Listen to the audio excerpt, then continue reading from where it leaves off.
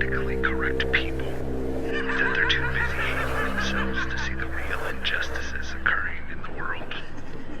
Ravi Crux.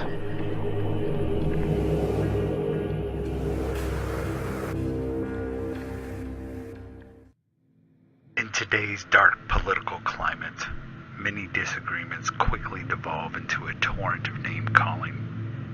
In fact, it is not an exaggeration to observe that most of these conversations end in this fashion. The rarity in which civil discourse can be played out, free from hate-inspired blind ignorance, is increasing. Manipulation of words and meaning, though not an unheard-of event, is causing more damage than good.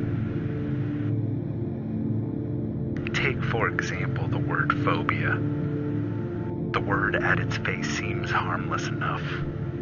However, when a word is used or appended to other words with clear intent to malign the target of the slander, it becomes a weapon. This weapon is wielded not to push through a logical fallacy or false premise, but to obscure any potential rebuttal that the respondent may offer.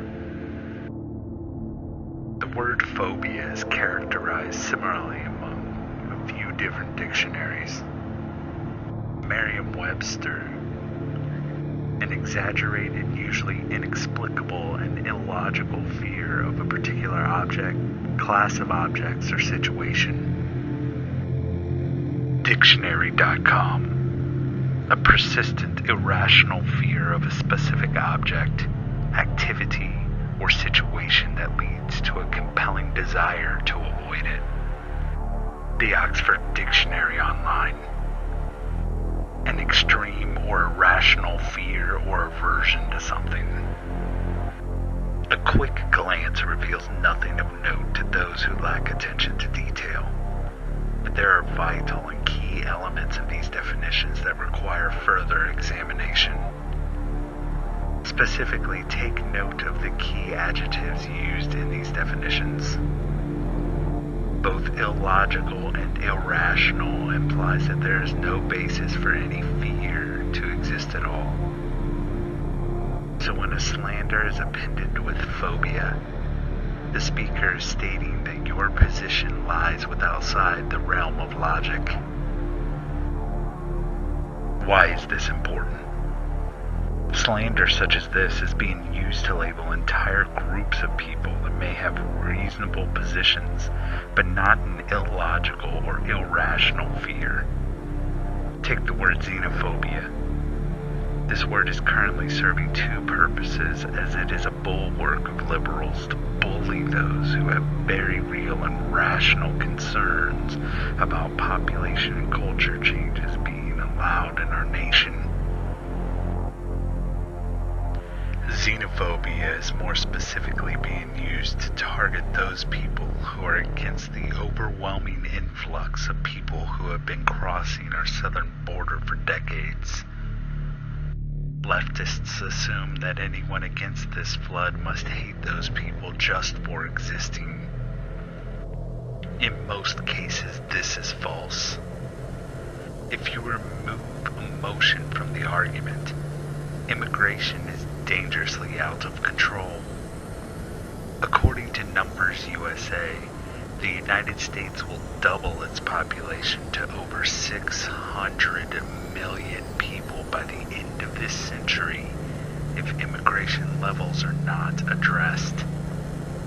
Considering our current debt, the amount of money spent on supporting immigrants, and the lack of attention towards the citizens that are already here, it is not illogical to have a concern over this issue.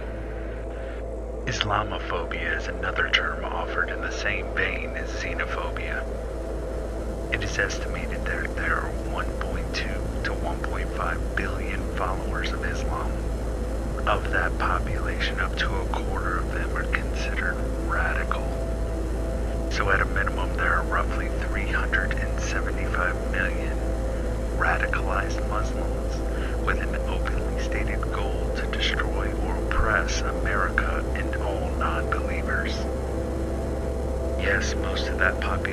immigrants overseas, but their ideology has spread through social media and refugee imports. Also, it has been shown that for some of the immigrants crossing the border, they are not from South America, but rather the Middle East. Add to this the effects of this radical ideology, a short list being San Bernardino, 9/11, Ohio State, Orlando. Would it be considered irrational to have concerns over this ideology? Rational people can see the effects and have reasonable concern for their families and communities when these actions are being carried out in increasing numbers. Words have specific meaning. When used improperly, these words do not advance any real discussion with any basis in reality.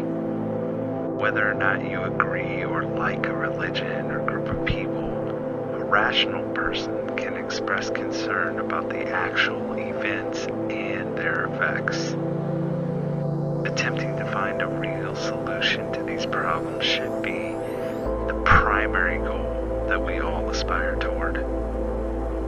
With persistence, optimism, and a stalwart determination, perhaps, just perhaps, we can wipe the mud from our eyes and see the world for how it really exists.